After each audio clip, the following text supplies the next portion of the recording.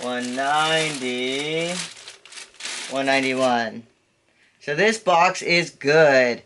So I don't really go too much deeper and look at what the specific item is. I eventually kind of want to go through and get everything in like clear bags and like re-photographed. But for right now, I'm going to believe that everything is what it says it is in here, unless something comes up and there's like two things that are operating under like the same number.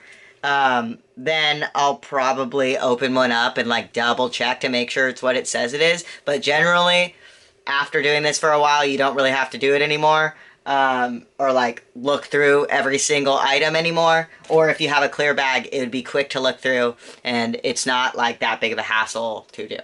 Anyway, let me show you what it looks like on the computer. So these are the numbers I went through, right? So you would be, I just am basically like reading out the the numbers on the computer, right? You see what column they're in. There are a couple columns in, right?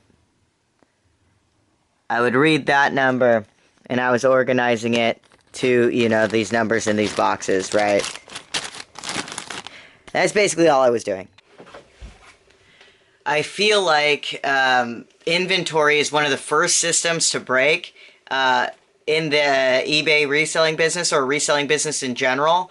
And I was having a lot of issues early on about like sending the wrong item to people. And this is just a great way to prevent that, prevent the headache of like searching for an item when an item is ordered and you just like don't know where it's at. If you go through this regularly, like monthly, quarterly, whatever, it'll prevent that from happening, basically. And this system works whether you're selling, one a day or like up to like, 20 plus a day. Thank you guys so much for watching. In the next video, I'll go through this process in a time lapse so you can see how long it takes for my business. But hopefully you guys have a little bit to get started now, and you learned how to consolidate your business and how often you should do it. Alright, see you guys next time.